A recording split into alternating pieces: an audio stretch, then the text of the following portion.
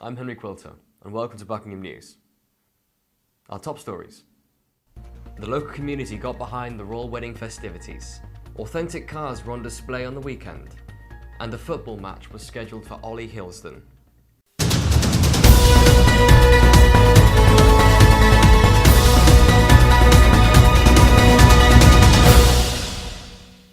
Buckingham Town Council organised a traditional royal wedding party for all of the community to enjoy at the new Lace Hill Sports and Community Centre last Sunday. Joanna Hall has more. It was red, white and blue across Buckingham. The royal family nuptials between Prince Harry and Meghan Markle at Windsor Castle were streamed live from the BBC, projected up onto the sports hall wall from about 10 a.m. on Saturday. The atmosphere in the hall was one of peace, love and togetherness. People from all ages sat quietly watching the ceremony. Children were completely absorbed by the beautiful bride and groom. There's lots of families outside enjoying the sunshine and the fish and chips and the ice cream too. And I think everybody's enjoyed watching the ceremony together. And then I think we're all just waiting now for the party to start. Delicious fish and chips from the famous mobile van and vintage ice creams were also on sale. Just finishing up now with the Duke and the Duchess of Sussex, and the crowd really enjoyed their day here today, and it's now going to start warming up a bit more with some live music and a few more fish and chips and some fizz. This is Joanna Hall reporting for the Buckingham News. On May the 20th, the annual Chiltern Hills Vintage Vehicle Rally took place. The car rally showcased over 1,000 classic and vintage vehicles in the open, beautiful Buckinghamshire countryside. Isabella Devine reports. On show, there were many fun family activities that included children's rides, trade stands, auto jumble, live music, delicious drinks, and a broad variety of tasty food. The event was also dog-friendly, and people were encouraged to bring their furry bundles of joy.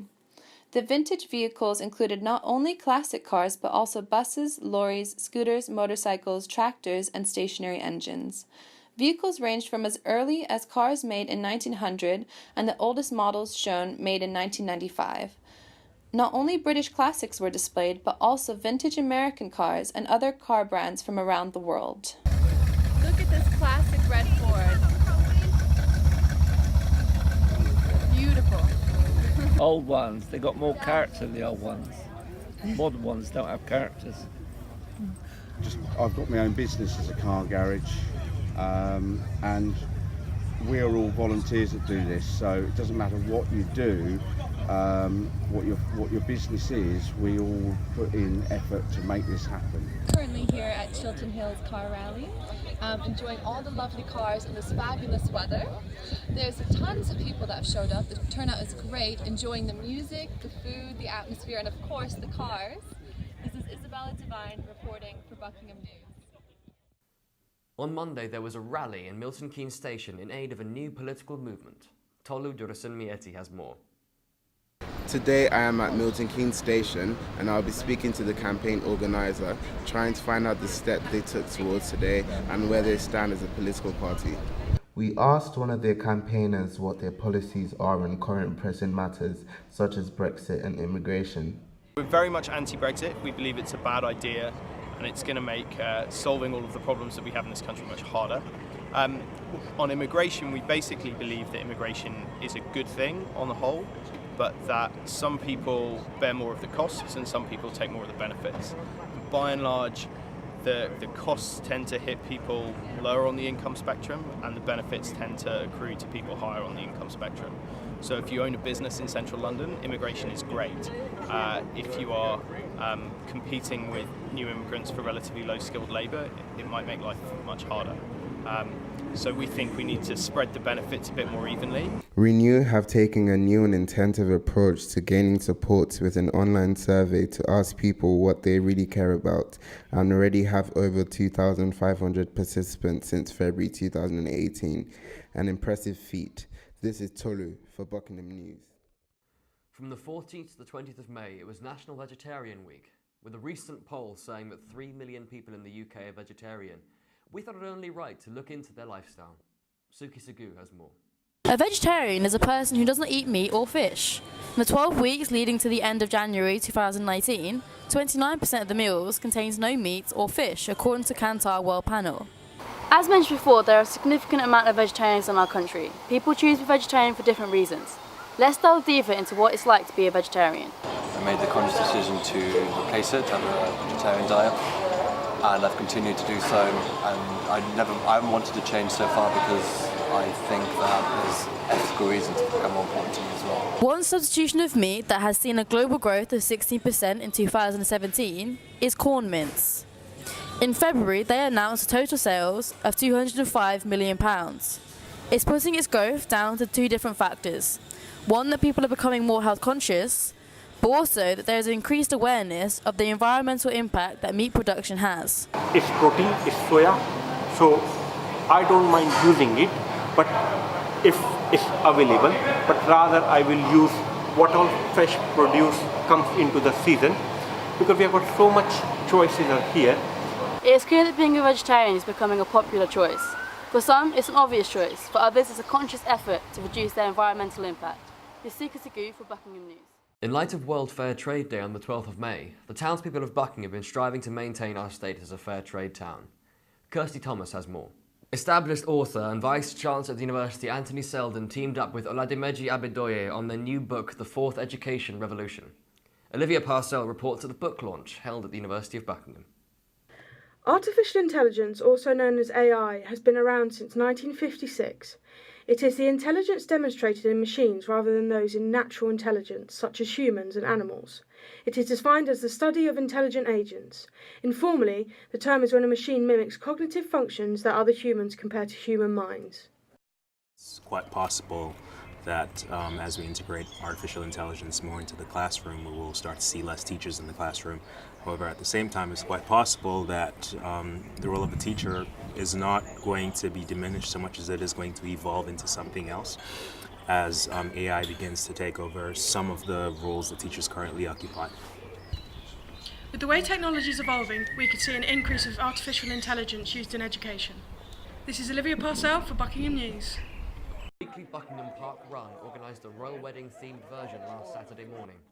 The event was a great success with a turnout of 273 runners.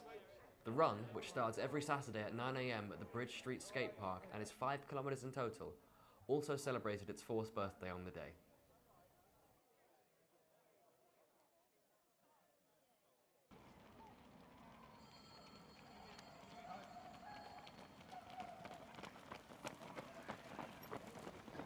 And now over to sports with Mariam. Thank you, Henry. A local charity football match took place on Saturday afternoon in aid of Buckingham local Ollie Hilsden, who has been diagnosed with a brain tumour. The game, set up in conjunction with the Mitre Pub, was to raise money for the charity to deal with Ollie's treatment. Philip Johnson has more.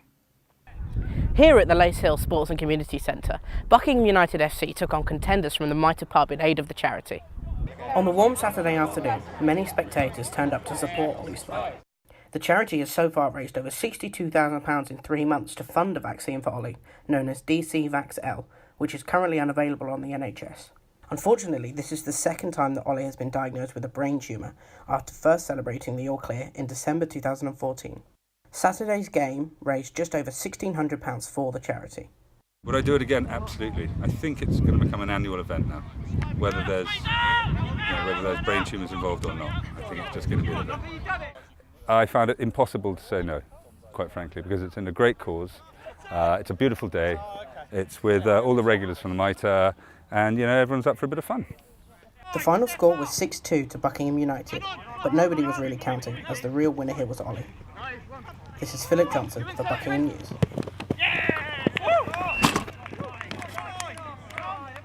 Last Sunday brought the North Hampshire Basketball League's Cup final between the University of Buckingham and the MK Knights. Sophia Rook was courtside for the final game of the season. The Barons were quick out of the gates on Sunday, scoring the first basket against Division 1 team MK Knights. The university team knew that an intense pace and unrelenting defence was the only way to run down the opposition. Trading buckets for the majority of the first quarter left little point gap, although it was evident from the start that the Knights had the upper hand in executing their layups. The second quarter saw a minor spurt from the university team as they clamoured to maintain the small point gap. The Barons bagged some clean threes and a couple of fast breaks that increased tempo and created a stir amongst spectators. However, the sheer intensity of gameplay took its toll physically and mentally, with players on both sides appearing worn by half-time. A change in tactics going into the third quarter saw the Barons playing man defence as opposed to zone, which they'd been assigned since tip-off. High emotions and a breakdown in tactical cohesion left a less than hopeful team and led to minor confrontations between players and coach. The 3 minutes lost to this change in dynamic saw the 7-point gap expand drastically as the Knights stormed ahead, taking advantage of the defensive breakdown. Tensions were high as the final quarter rolled around. Controversial reffing led to numerous opposition fouls going unnoticed, and the Barons consequently lost out on some necessary free throws that could have swung the game. Trouble escalated when both number 9 and number 1, the two vital towers on court, racked up 4 fouls each and were left restricted for the remainder in the fear of being struck out. That reality came true for number 4, who received a technical for walking away from a confrontation with the official. With the irreparable point gap established in the third quarter, the Barons knew victory was low on the cards. However, the same spirit that got them to the history-making final saw them fight to the end with the same determination. We'll have to see what next year's Cup has in store. This is Sophia Rook for Buckingham News. And now, back to the studio. It's National Whiskey Day, and what better way to celebrate than Matt Harris cooking his own whiskey burgers? The face of food has more.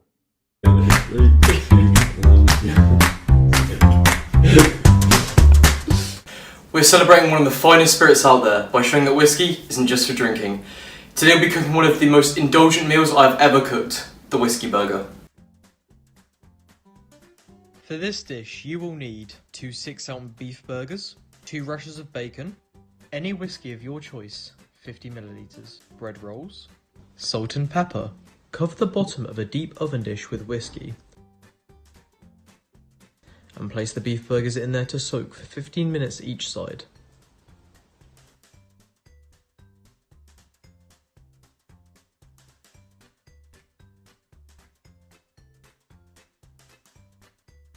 Fry the bacon until it's as crispy as you like. Take the bacon out of the pan. When it has cooled down, shred it and leave it to one side. Put a little cold water in the pan and wipe it out. Fry the burgers for roughly 5 minutes to get a medium rare heat. Make sure to flip after every minute. Season the burger with salt and pepper. Butter. And place cheese on the top for the last minute to get it melted.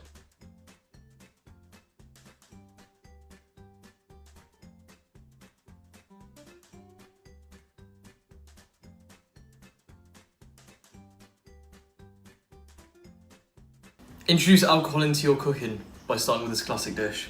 For Buckingham News, this is Matt Harris. For watching Buckingham News. We'll see you next time.